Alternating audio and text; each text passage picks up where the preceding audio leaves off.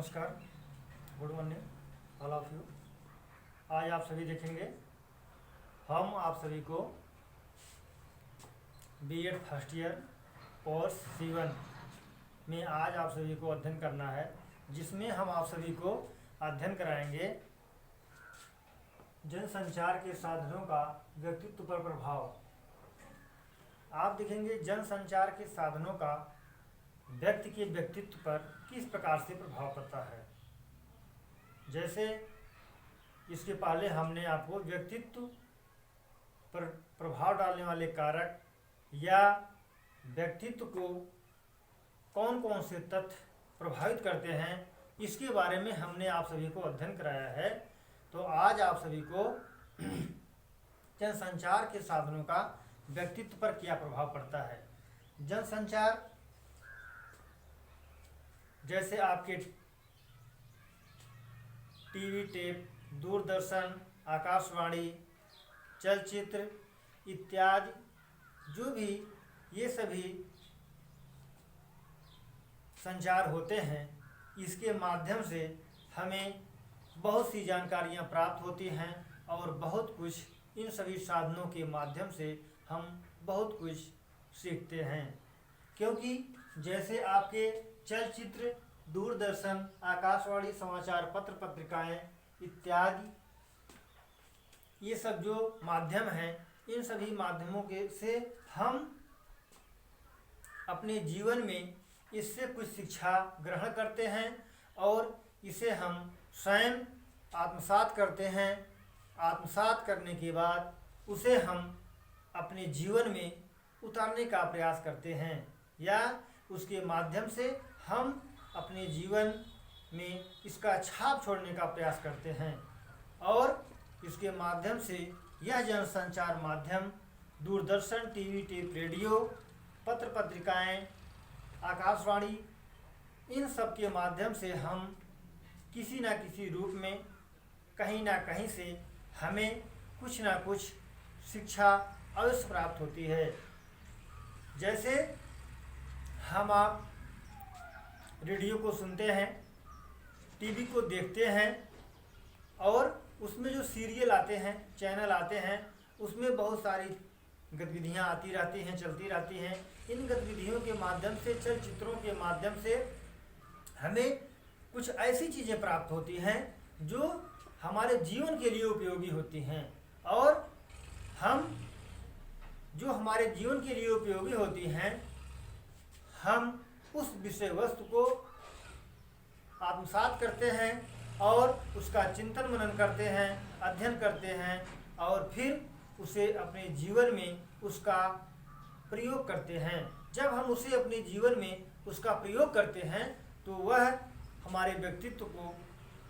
प्रभावित करता है। जैसे आप देखेंगे, ये जनसंचार माध्यम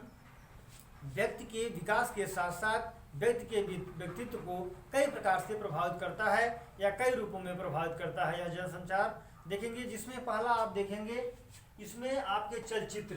पहला पॉइंट है आपका चलचित्र। आप देखेंगे चलचित्र यह इस प्रकार का होता है कि इसमें जो सीरियल आते हैं, इस सीरियल में किसी को अधिक प्यार मिलता है और किसी को स्नेह। इस अपने चलचित्र के माध्यम से इसमें बालक को प्यार, पालन पोषण, सामाजिक जीवन इत्यादि के बारे में इसमें नवीन गतिविधियां प्राप्त होती रहती हैं और उसके माध्यम से बालक शिक्षा को ग्रहण करता रहता है। आगे आप देखेंगे सामाजिक जीवन। सामाजिक जीवन में इस चलचित्र में जब हम इस संचार का प्रयोग करते हैं, संचार माध्यमों का सहारा हम लेते हैं, तो इसमें सामाजिक जीवन से संबंधित यातनाएं, घटनाएं या इससे संबंधित बहुत सारी चीज़ें आती रहती हैं और उसे हम ध्यान से देखते हैं, उसका अध्ययन करते हैं और उसे हम ग्रहण करने का प्रयास करते हैं। जैसे आपके सामाजिक जीवन में इस चलचित्र के माध्यम से हम सामाजिक जीवन में जैसे हमारा आत्मविश्वास, चेतना की भावना, सामाजिक भावना और चारित्रिक विकास, नैतिक विकास, सामाजिक इत्यादि जो भी विकास इस चलचित्र के माध्यम से हम देखते हैं और इस देखने के माध्यम से हम उसे अपने जीवन में उतारने का प्रयास करते हैं और इस संचार के माध्यम से हम सामाजिक जीवन संबंधित जो भी गतिविधियां उसमें प्राप्त होती हैं या उसके माध्यम से आती हैं उसमें हम उसके माध्यम से हमें बहुत कुछ अपने जीवन संबंधित कुछ ऐसी वस्तुएं होती हैं, कुछ ऐसे फैक्टर या तथ्य होते हैं जिसके माध्यम से हम अधिक से अधिक सीखने का प्रयास करते हैं और उसके माध्यम से हम कार्य करने का प्रयास करते हैं और वह जो कार्य करते हैं वह हमारे जीवन के लिए उपयोगी होता है और उसे हम अपने जीवन में उतारने का प्रयास करते हैं। इस चलचित्र के माध्यम से हम बहुत कुछ सीखते हैं, जैसे हमने सामाजिक जीवन में सीखते हैं और किसी में प्यार सीखते हैं। उसी के साथ साथ हम धार्मिक जीवन, आप देखेंगे चलचित्रों के माध्यम से हमें धार्मिक जीवन संबंधित चीज़ें प्राप्त होती हैं या उससे संबंधित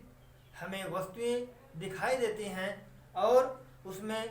धार्मिक जीवन में जैसे एकता की भावना, सहयोग, सौहार्दपूर्ण और आध्यात्मिक चीज़ें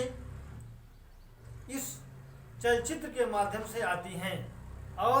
जैसे इसमें सत्यता, सत्यम शिवम सुंदरम या इस प्रकार के चैनल इस चलचित्र के माध्यम से प्राप्त होते रहते हैं कि उसके माध्यम से हम शिक्षा को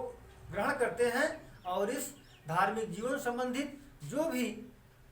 घटनाएं या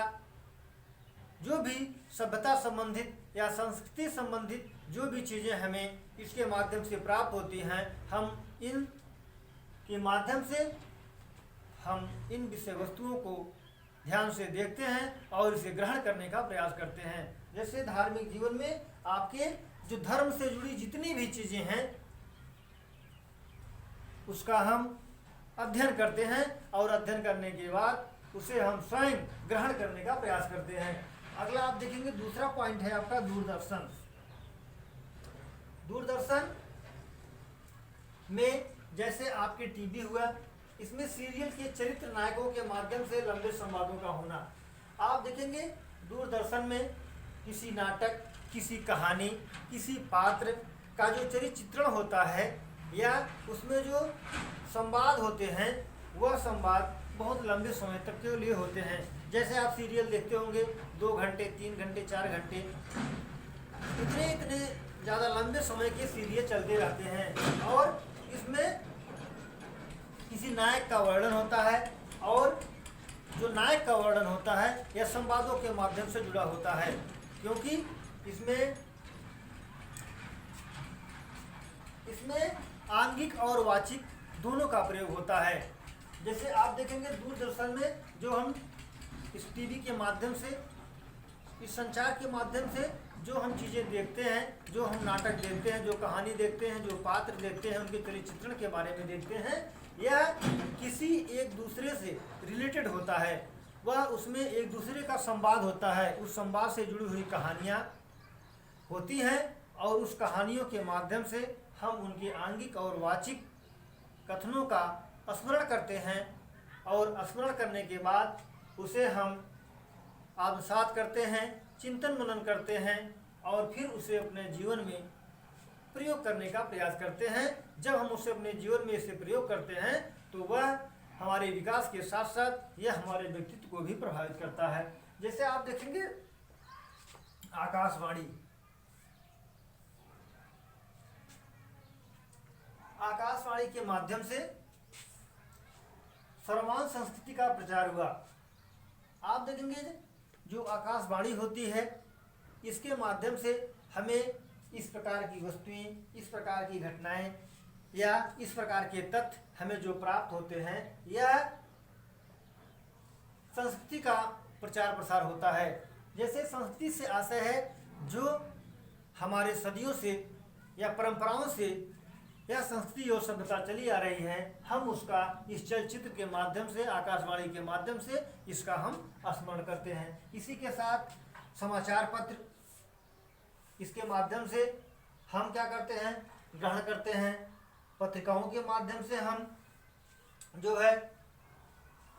सामग्रियों को एकत्रित किया जाता है और इसके बाद उसे फिर प्रकाशित किया जाता है और फिर उसे समाज में बिखेर दिया जाता है और उसे हम उसका अध्ययन करते हैं। उसके माध्यम से हम बहुत सारी जानकारियों को प्राप्त करते हैं। आज यहीं तक, धन्यवाद।